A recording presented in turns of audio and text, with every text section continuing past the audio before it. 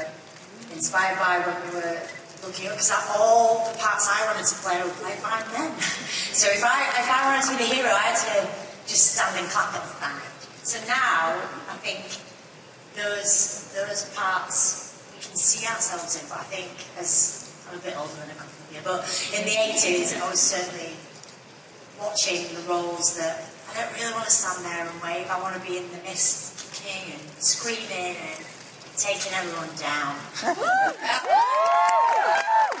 the rest of you?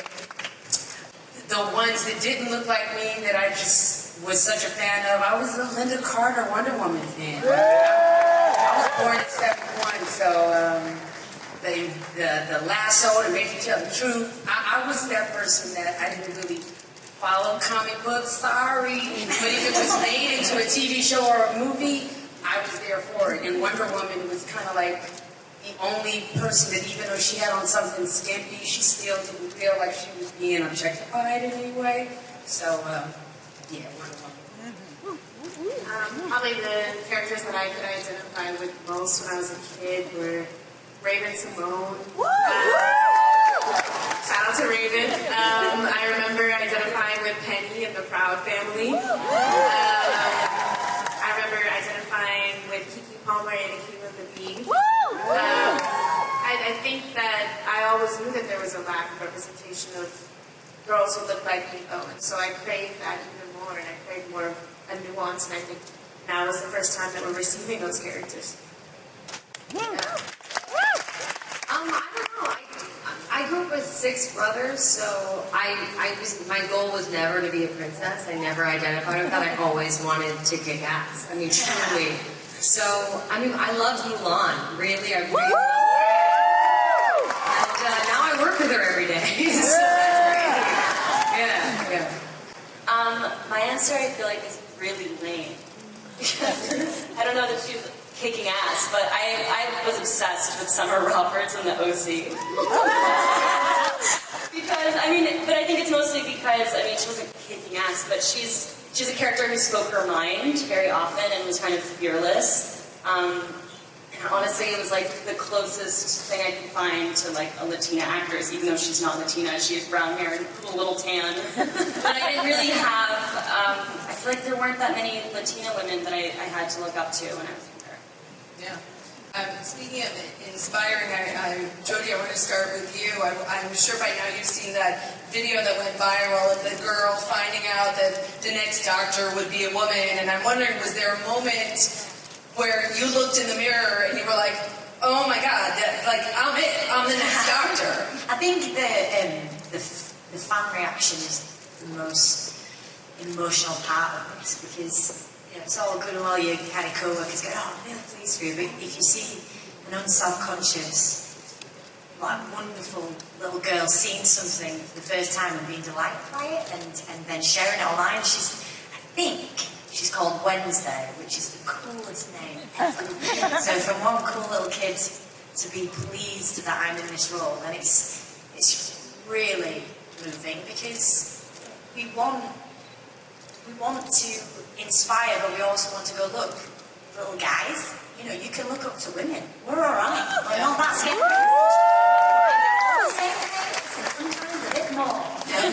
So yes, I think it's that the fan reaction being also young guys, and I think for all of us being here, it's amazing to see so many people celebrate your work in their cosplay and their love of the shows and the films, and that's why you do it.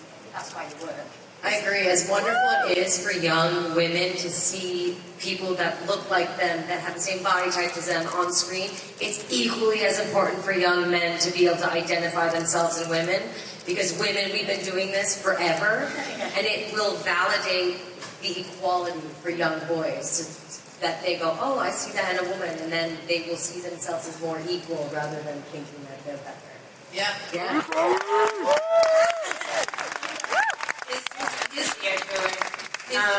Sorry.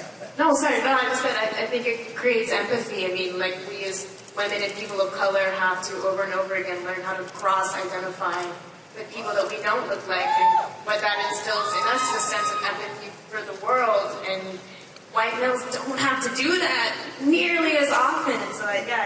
about the power of when white men are forced to actually cross over areas of self and conceptions of self and put themselves in the shoes of someone whose experience they don't have to contemplate. It creates empathy in them. That's what we need right now. Yeah. I want to just follow up on that. So many of us can't wait to see The Hate U Give, which is an incredibly and unfortunately topical story about brutality and systemic racism. And your character, Star, is about finding her voice. And even hearing you speak out, you have such a strong voice and such an inspiring voice, as all of you do here up on this panel. And I'm wondering for all of you, was there a moment where you feel like, I got it, like I found my voice in this day, whether it was on the job or just in your life? I think it's a continual process. I don't think it's one day that you wake up and you're like, yeah, I got this, and then you're good. Like, I think it takes constant self-validation, self-reassurance. You're faced with so many different obstacles. But I think definitely being in a position where I know I'm entering a workspace in which the institution of it doesn't have my best interests in mind, it forces me to think of myself as strong in order to know that I'm infiltrating a space from which historically I haven't belonged. I feel like I was really hesitant coming into this industry to like speak out on anything. You get so scared that like anything you say is going to be used against you in the media. But then And also women are taught over and over, just keep quiet and be grateful. Exactly. The more you speak out, the bigger the bitch. But then I realized, like, I mean, with like the growing social media world, like your following really shows you just how many people look up to you, and then you realize you have this responsibility, and now you can see your statistics on Instagram, you can see the age range and the gender, and I feel like I'm looking at a lot of young women who are following me and seeing me as this role model, and I feel like that's something you have to take responsibility for. Because you have the power to spread a positive message and to make a difference in these people's lives. And like, I didn't have that when I was growing up as a teenager, so I feel like it's very important to use that. There's a word that's kind of hard to ignore. Like what you said, you're literally seeing you're directly connecting with fans and with people. And I don't feel like I ever have it. I don't think I'll ever feel like I ever have it, but I think what grounds me is as long as I stay authentic and brave to what I'm saying, even at the moment. Because sometimes I don't, I'll say something and it's true in that moment, and then it could not be true in another year. But as long as it's authentic and brave to what I'm feeling and how I feel about that time, I think that's all you can really do. I mean, it's, for Gita and Jody, like, there was no, like I feel like when I was, becoming a feminist and sort of realizing that about myself, there was no, like, Instagram likes or whatever. That's the pressure, I think, is that for all of us, we can, sit and be passionate, and one comma difference in the way someone quotes you can mean a completely different thing, and it's tattooed in the atmosphere forever, and you are kind of, you've said this thing. Like, okay, well, the context of this thing was not necessarily that, and that should have been a full stop, and then that was the start of the sentence. And I think I said the other day, women are not a genre, and I think it was written down as, women are a genre. And I was like, so I was like, not. There's a mystery, and I think we want to speak out, and we do, and we're in a wonderful position where we can, but then the world is... anything we say is immediate now, and you fear your own censorship. I do. I certainly fear my own censorship sometimes. I could say more, and do I always be front-footed with that? And I hope I do, and I hope I do going forward. But I know I certainly have been guilty of going again because I don't quite know how that's going to translate. Which, I mean, I've said it out loud now, so I've got to stop doing that. So, this is a wonderful moment because I'm going to stop doing it. I mean, I think, as Amanda said, that the thing that you discover is that you're always growing. There's like, when you grow up, we're always growing. I mean, God willing, you're always learning. And I think it's a little more difficult for you guys because of social media. It's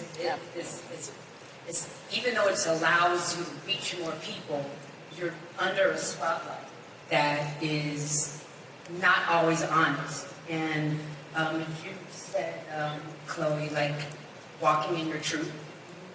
And even though some days you may feel really wholeheartedly about something and it'll change in a couple of years, when you change that, someone pulls up that tweet that you put up 2 years ago and throws it in your face, and then for some, stop walking in your truth, or stop being a beacon for others.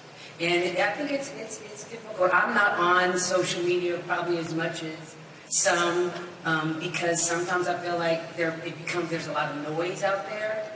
And I feel like growing up, while we didn't have as many examples, we didn't have to deal with judgment on such a huge level, you know, and it can be terrifying. I love you to death because you put it out there and you're so honest and you own it, and you're empowering for my generation, you know, and it's not easy being out there and in the public's eye. So keep growing.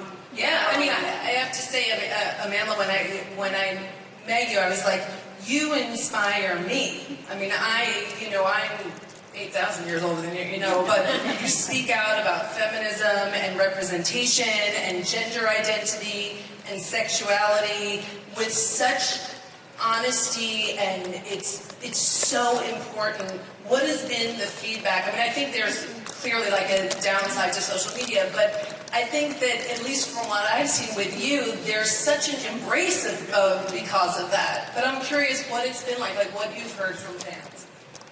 I mean, I think I've received a lot of support, and I've been so grateful for it.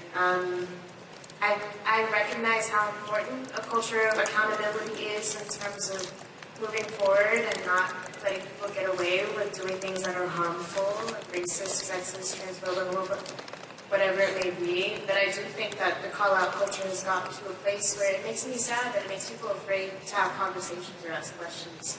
And that is definitely disappointing. And sometimes I do find myself in a place of feeling disheartened or quieted because of that call-out culture that we're now existing in.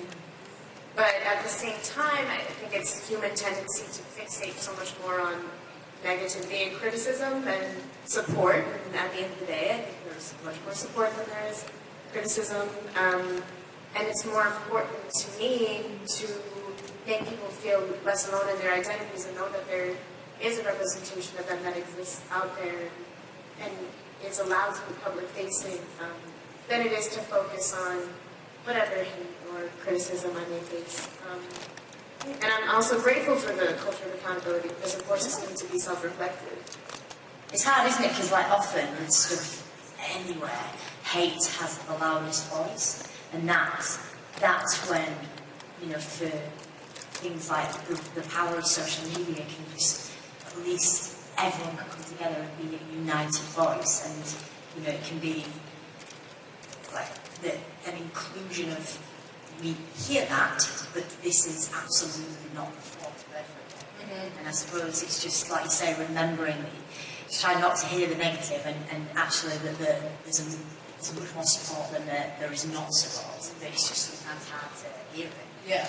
I mean, Chloe, I'm thinking about an Instagram post you did, I think where you wrote about, hey, by the way, I go by a different last name because I wasn't getting cast with the last name Wang, so this is what I did, and people need to know that. Was that something that you had been planning? Was that sort of an impromptu, I want to get this out?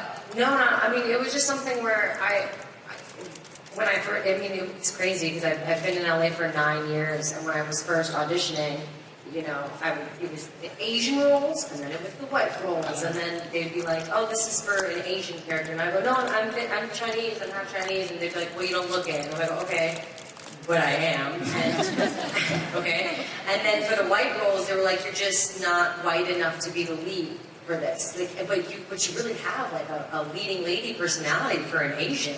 That's something that I was actually told. Wow. And I remember thinking, oh, that's right, that's hard for me. Like, what am I going to do? And then I remember thinking, that's insane. And I just kind of, I am 50% Chinese, and I'm also a lot of other things. I am me, and I just want to be cast for me, which encompasses a lot of other things. And thanks. And it was something where I felt a little guilty about it, but I also, knew that I knew that I would make a difference. And I was like, I'll make sure that other girls don't have to do that anymore. The other, like, Chloe Wongs are not going to have to do that. And in Chinese culture, your father's last name is really important. So my dad's first name is Bennett. So that's where Chloe Bennett comes from. So. And I booked the first role after I changed my name, by the way. The first thing I booked. Right. Which is insane, which is crazy. Right. And I don't know how I feel. I have mixed feelings about it now. But it's my journey, it's the path I took, and I'll own it now. But I do have mixed feelings on making that decision. Camila, I read an interview that you gave where you talked about early auditions when you were told you were not white enough or not urban enough or whatever. I've always kind of lived in this in-between of just being like ethnically ambiguous, like what is she? And in my first year of auditioning after I got an agent, I kept going out for Latina roles, but I was never booking them because their idea of what a Latina looked like was more urban, as they love to say. And it's like, I always felt like the whitest person in the room, and when you're in New York too, the auditions you go for, they're like, these kind of, it's like underprivileged, like you're going for shows like Blue Bloods and like, all the other crime shows that shoot in New York. Yeah. And I was like, look, I'm Latina, I'm Brazilian, I'm not Dominican, but I'm Latina. And I felt like I didn't have a place in this industry either, because I'm like, well, if I'm not white enough and I'm not Latina enough, then where do I fit? And also, why do I have to fit your idea of what a Latina looks like if I'm, like what you said, I'm fully Latina, like both parents, fully Brazilian, I'm Brazilian. Can I just play Latinas, please? Yeah. But isn't that so frustrating? It's like, who is at the other end of that question?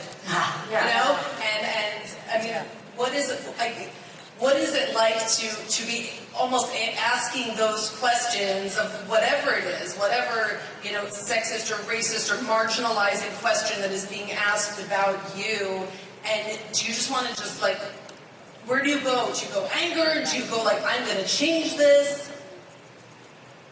I think you just, sometimes unfortunately, for me at least, I just got lucky because when they were casting Riverdale, they made Veronica Latina, and when they first released the breakdown, I figured she was going to be like a white girl with dark hair, like she is in the comics, like a pinup type. So I completely didn't think I would even go out for it.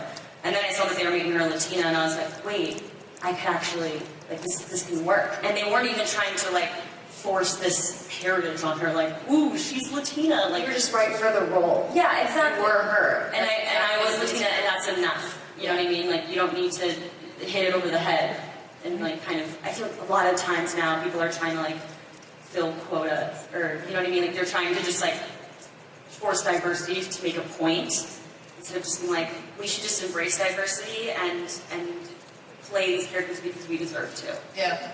I have a question about Veronica. In some ways, before the show came on, because I read the comics and stuff, I was afraid that the show would equate strength with bitchiness. Right. And thankfully, and they most definitely have not, and did not, even though we've all seen that a billion times. Yeah. I'm curious what the conversations were like that you had with the producers, or if that ever came up. Wasn't necessarily a conversation. I feel like our showrunner Roberto just wanted that to be the case from the start. I mean, especially when it's like Veronica's a lead character. They can't make her someone that you're going to hate. You know what I mean? So we wanted to make her nice for several reasons, but I mean, in the comics, she's just a spoiled rich bitch, and they're just like fighting over Archie the whole time. That's the entire storyline for Betty and Veronica, is them wanting to date Archie, who's kind of useless. And it's like, why? These women are so great. Why do they want him? And then another thing that was really great with our version of these characters is that they're not fighting over a man, and they have their own independent storylines. And they're women that support each other kicking ass. You know what I mean? Like they're very. There's never a moment in the show. I mean, there's conflict, but most of the time, Benny and Veronica are a duo, and they lift each other. And there's an especially moving moment, I think, on the show this year with Veronica fighting off a sexual predator, which I think was hailed by critics and fans and so many people who saw it as so important. Yeah. I'm curious what that was like. I mean, I got to punch someone in the face. It was really fun. I don't get to do that a lot. Yeah, that message is super important. If you guys don't know, there's an episode where basically this guy tries to molest me and ends up roofing a girl and taking her home. And we realize he's taking her home, and you like run in, me and like all the pussycats, we run in and we just beat the shit out of him. Like we all beat him up at the same time. And it's like a small story, but it's like it's a big thing to see that, to see like 4 women taking down this rapist. I mean, it's a big thing, but I'm glad we have an audience that's appreciative of that. Yeah, absolutely.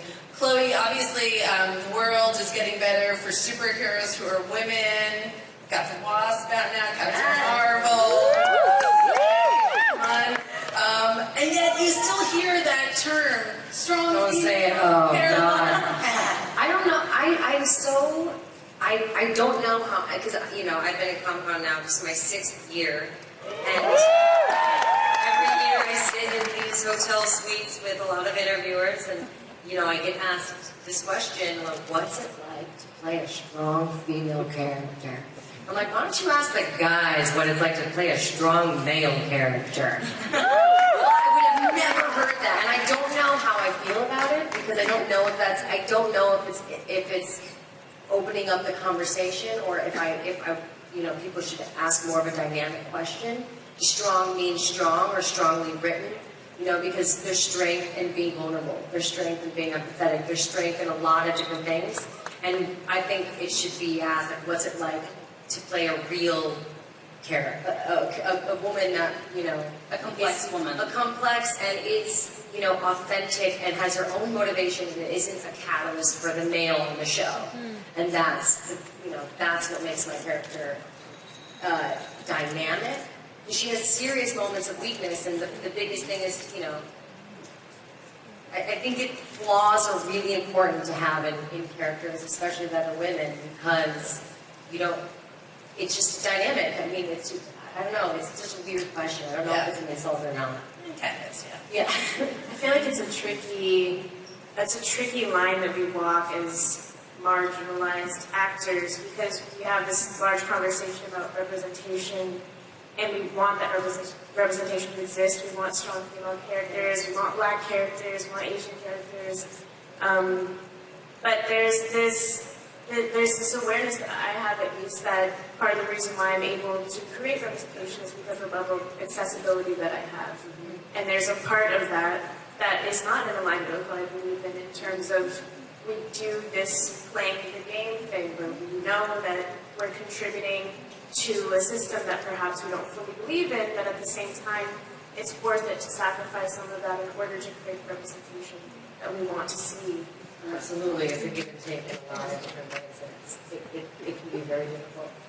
Yeah, it's challenging, so I think it requires us to have this high degree of self-awareness as we navigate our careers, knowing that there's a certain amount of privilege in whatever form our identity takes that allows us to create that accessible, maybe sometimes corporate version of whatever identity we want to see represented.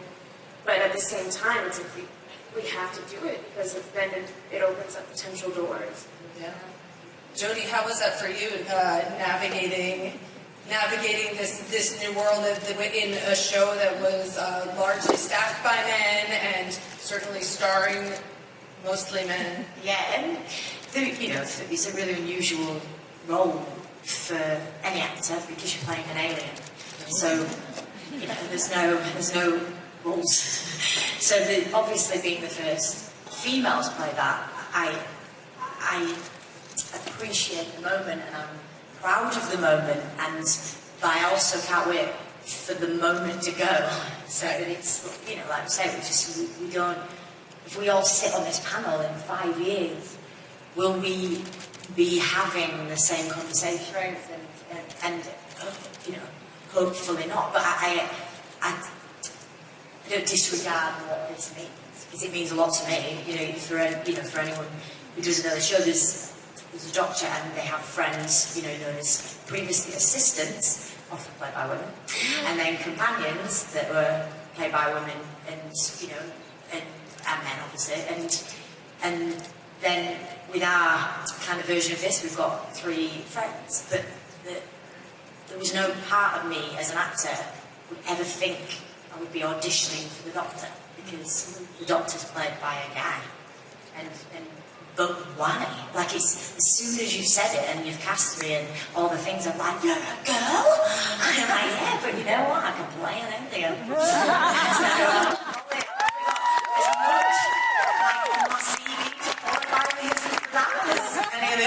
I think we're all pretty, none of us have really come out of alien school, so I think we're all able to do it. But it is a unique part for that, because you talk about, like you say, strong women and things like that. I realised I was finding these lines. These lines are a lot of bonkers, but it's really hard to learn the amount of dialogue that, when we are so lucky to play a lead, you have all this dialogue for us, and it's loads. But then I realised sometimes I find it hard, I think, because for a long time I was just answering a question in a scene. So I never led the scene. I never started the dialogue or had the balls to take the conversation in a different direction when other people are talking about something. And I think I'm like, right, okay, so I need to. That's depressing. but it's not the case for every show. Of course it isn't. It's not the case for every film. It just, sometimes you get into the mindset of, well, I can learn my lines, because actually I'm just waiting for the question that's going to be my cue to answer that question from that other character has more to say. And, now, hopefully, this panel will be around, but it will be full to the end. Is Time Lord a gender-neutral term? Is Time Lord? Yes. Yeah. Definitely. It's not a time lady. Regina, when I was thinking of the title of this panel, Women Who Kick Ass, I feel like you have kicked my ass so many times with the characters you have played, because they're so good and so intense. I mean, when you see I'm curious, what is it, the thing where you feel like that's a character I have to play, and the flip of that, if you feel like this is a character I'm never going to play? Sure. Definitely goes both ways. For me, I just look for truth in the story. Whether it's comedy, whether it's drama, it has to be rooted in truth. And if I feel like, I think as actors, one of the things that we do, even though we're playing different characters, what makes a character or makes a performance believable is when the actor has been able to find a bit of themselves in that character. So that's where the truth comes, and I need to feel the same way about what it is that I've read. When I put it down and I'm like, oh, yeah. That made me feel all types of stuff. That's the piece I want to be a part of, whether it's one scene or several scenes. And you're obviously, directing now, and I'm curious, for the rest of you, is there a different feeling on set when you have a woman director? Yes. Absolutely. Tell me. Absolutely. I mean, I just recently, I said this in another panel, I directed the finale of Insecure, and my DP was a woman, and my first AD was a woman. So the 3 of us were just like some badass broads, feeling like, I said the Holy Trinity. We were just like, it was so good that she kicked me so much, was that when the camera is not on me, to give just as much to the actor when the camera's on them, because it makes everybody's performance better. And I really didn't understand what she meant like about that, because that time I was in an environment where all of the actors were doing that. So when after Triple Seven, and I started working on movies, you know, noticing, you know, the camera, the person that's the biggest star, they're doing their coverage first, and, you know, they're like kicking ass, and then turn the camera on me, and they'll turn like in a Michigan jet. And I'm like, wow, this is what she's talking about. But she's like, who the hell is Michigan Jet? No, not that. I'm like, that's so depressing. I know. I've been like, Yeah, I won't say any names. No, but yeah. yeah. I've never happened. Yeah. Oi! Yeah. Oi! Yeah. Yeah. I'm still here. Yeah. And it's funny that happened. And then I work on Jerry Maguire with Tom Cruise. And he was just so lovely. And I just want to give him his props, because I was expecting to have another version of that. And it was time for my coverage. And he left the set, and I was like, yeah, here we go. You know, he's probably gonna have his stand and read lines with me. And he just went to go clean off some of his makeup so he could come. He was like, no. I'm here for you. And I was like, so it's great. It was great to know that you can be that big and not forget where you're from. Because I think there's a lot of those actors that I'd worked with prior to that moment probably were initially off camera giving it, but you know, success brings laziness sometimes. How about the rest of you? Any words of Hi. wisdom? Yeah, Maid Shinomic, who plays Betty's mom on the show, and who was in Twin Peaks. So she went through her whole moment when Twin Peaks came out, and she, like the day before our show came out, she told me and Lily, because you know, we're playing these best friends on the show, and we're two leading females, and like, she was like, people are gonna wanna put you two against each other. They're gonna wanna compare you constantly, and they're gonna try to just make you guys hate each other, you know, because we're different, you know?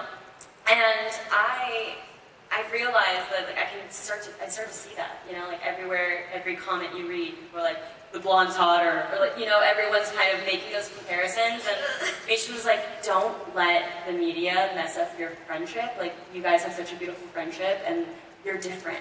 Different opportunities are gonna come to you, because you look different, you act different, you talk different, but don't use that as a means of making one feel lesser than, you know? You guys can both exist equally and have successful careers, and they're gonna go in different directions.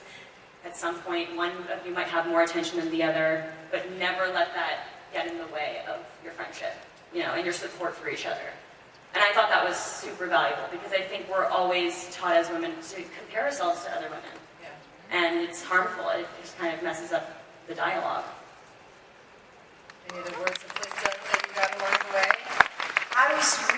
It was more of an observational thing. So when I was, I don't know how long ago it was, I feel like I'd just left drama school. I was really lucky, and I got a job on a show in the UK that has all of our kind of greats in it. And I was sat on set in a massive circle, and everyone's on chairs, just having your cups of tea in between takes. And there was probably 12 cast members, you know, one of which was Judi Dench. The other one was, you know, Imelda Staunton. And we had just this kind of, there was me and another actress, Michelle Dockery, and we were just kind of sat there, and we were a part of this circle. No one was in a trailer hiding. Everyone was chatting and talking about anything and everything. And I thought, if Judi Dench, if you're my number one on set, and I can sit next to you and have a cup of tea, and actually be included in this circle of actors, so because we're all doing the same job, and you know everyone on the crew's name, you know everyone, and it's not because you've ever shouted at anyone, it's just because you're ace and you're lovely, and we like sat there and I'm like, yeah, this is for us. How ace is it going to be when, because you know we'd gone to drama school together as well, so for us, like in however many years, if we're sat there on a job back again with people we've collected on the way because we've worked with them, and we're all sat chatting to, I suppose, the next generation of actors in that open-hearted sense where it's a real conversation and it's no effort and there's no ego and there's no hierarchy. I just thought that's how to be on set. It's to be everyone's mate.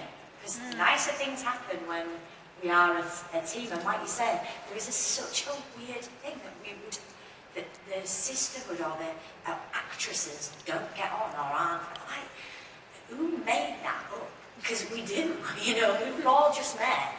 And it's been a lovely, hilarious chat on the stairs down there. There's none of the thing that we're kind of taught to be. It's like it isn't like that. It doesn't have to be, and we shouldn't ever let it be, and we won't. So hopefully that is then carrying on from the greats that came before.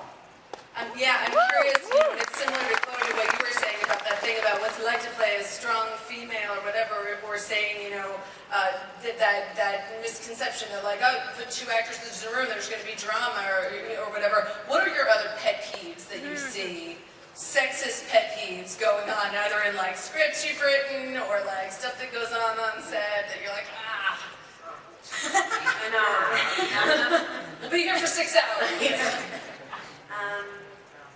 I noticed a lot of just this assumption that women are not capable of doing like very basic physical activities for themselves in scripts. That bothered me. 98% of the saving on my show is done by the females. Always. We're the most powerful people on the show, and what I love about S.H.I.E.L.D. is that they just do it because it's real, and they don't really talk about it. We don't, it just is. We don't promote it because of that. It just is, which I love. But yeah, that's always, it's always interesting going into a stunt rehearsal and, sometimes there'll be new stunt guys and they're like, oh, honey. And I'm like, oh, honey. Calm down. So you kind of have to, and then you proceed to do really well. They're like, wow, you're pretty strong. And we're like, thanks, George. Right? It's that kind of thing. The assumption, I love being in meetings and, express myself, and then, you have the guys sit back and they're like, you're pretty smart. And you're like, oh my God, thanks. Like, thanks so much. Now I feel smart because you validated me, sir. That's so funny. I have a thing that I've said about a million times that everyone in my life that just winds me up is, oh, you've got a really good throw. You throw like a boy. I don't. I throw like me. And I'm not a boy. I throw like someone who's not so hot. But thanks for the compliment. I'm like, and everyone's so bored of me saying it. It's like, really, that's your big thing? It's not my big thing. Of course it's not. There's millions of things bigger. One of them. It really winds me up. Exactly. Yeah. I feel like a lot of people here probably know about the Bechdel test, but I'm tired of seeing a lack of plot lines between women that have nothing to do with men. Like, I want to see women being friends. I want to see women being lovers. I want to see women being sisters and having relationships to each other and discussing things that have nothing to do with anything that will serve a male plot line.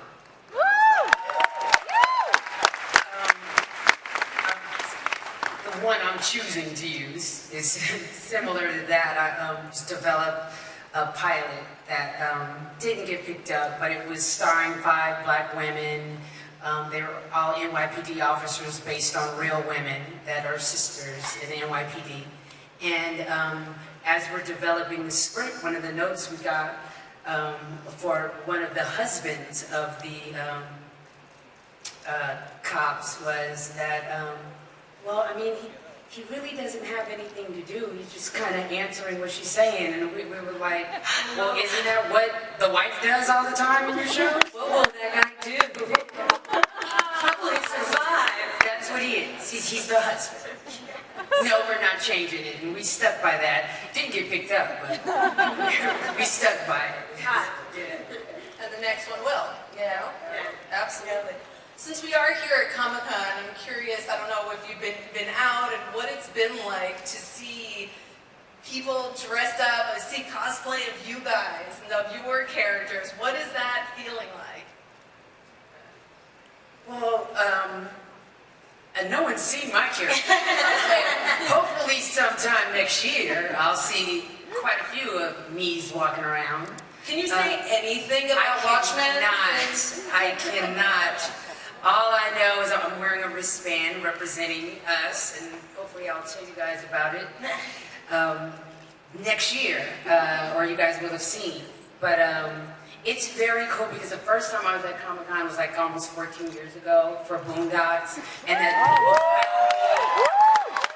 found me in this whole city with Boondocks paraphernalia.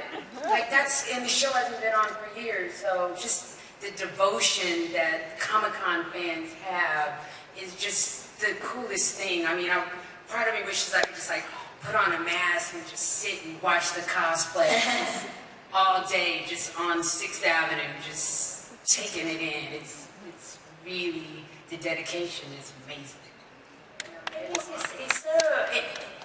What's so moving about it all, I find, is that, you know, we were lucky enough to kind of like walk out onto the floor, and there was the kind of by the Doctor Who stand, and there was the cosplay for, you know, it was like you, our season hasn't come out yet, and there's people dressed as the Doctor, and it can be that costume is just the Doctor's costume. It's not referenced to anything other than that character, so it doesn't mean if you are a guy or a girl or from wherever you are in the world that only you can wear it. It's like you're wearing a costume. That's what I love, the celebration of fandom and the celebration of your heroes. And you don't, you know, anyone can be their hero here. And that's brilliant. And, you know, I think the next thing will be is if I ever walk down the street and see someone just dressed as the Doctor randomly, not in Comic-Con, that'll be a real high. Chloe, I know you've seen yourself out here. I know. I've seen a bunch of Quakes this year too. It's so. I mean, it makes you emotional every time especially young girls and boys, and there's such a power in a costume, clothing, and how you present yourself, and to see young people or old people of different colors and shapes like feel empowered. That's just so amazing. It's at the point where, because I have a really heavy hand in the design of the suit, and like they're super lenient with that, and they're super collaborative on the show. So I always make sure it's something that is accessible for fans to make. Now I like in the fittings, I'm like, well, this will be easier for people to cosplay. So I want to make sure that I really, really do. Like it's almost like you're like, Chloe, but this is the show. We gotta do. Because the reality is those. I'm just gonna say it. They're so uncomfortable. Like superhero suits are I don't. It makes no sense. I can't move. I really can't move very well. They don't breathe. Oh my God, I lost inches. Yeah. And I can't afford to lose inches. It's like sweat. It doesn't leave. Like I'll take off my pants and it's just sweat. It's just crazy. But yeah, it's been amazing. It's been amazing to see young girls and I've seen a couple boys dressed as Quake, which is awesome. And it's just inspiring. It's really cool. It's really cool. If you could dress up, if you could cosplay any character, comics, movies, TV, book, anything, what would you do? Well, I've got to change. I got asked this the other day. So for anyone who was in the panel the other day, I said sloth. So I'm going to change it for Goonies. So I'm changing it now. I would love to totter around as E.T. Or ideally, so I ride a bike and I just sit in the front. Like the star I am. I don't even walk. That's what I do. Oh no, is any more really classy, mature answers coming? Did you say you said sloth? Sloth in the panel for close. ET's close. That's a nice. Yeah. Right? Same, Oh, nice. How about the rest of you? Does anyone play Telltale games? Yeah. I wanted to cosplay this year, but I don't have time. But I wanted to cosplay Clementine from Walking Dead. Oh gosh. I don't know. I guess I'm about to show my age again. It would probably be, because it was a cartoon that I loved when I was a kid, so it would probably be like Firestar from Spider-Man and His Amazing Friends. No one's heard of it. No, because I'm in the costume so much, I just want to be comfortable. Like, what's the most comfortable cosplay? I don't Is know. there a superhero in sweats? Yeah, like, they should wear sweatpants. I feel like you really would get the most done. Because you're the most mobile. I don't want to rub it in, but my costume is really comfy. Yeah. So chill. It is. Really comfy. You can run about, you don't need to pull, that's sweat. They're all practical. That makes no sense. Maybe Jean Grey. Maybe Jean Grey. Yeah, woo! Right. It's a robe, you know? How about you, Camilla? I've been like sitting here thinking. I honestly, I feel like I want to do Toad from Mario Brothers. But like a cute Toad, like a sexy Toad. Toads that make it fashion. Can we come back next year? Yes, Just well, you just told everyone, so now you're not gonna be able to walk to the floor, but I yes. see 5 sloths on the scenery. Well, I just want to thank all of you. This has been so wonderful. I am inspired by all 5 of you in so many ways, and I know everyone is here too. Camila, Chloe, Amanda, Regina, and Jody, thank you so much for being here. Free item.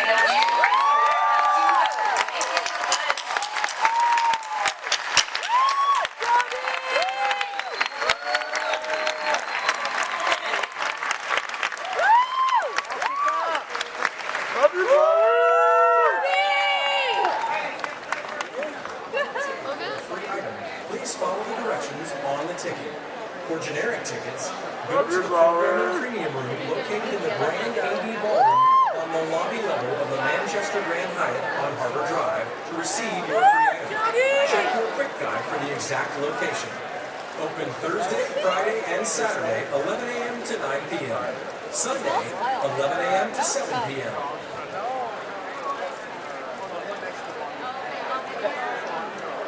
If you are leaving Hall H after this event, please leave via the doors to the left of the seating area. You do not have to scan out with your bag.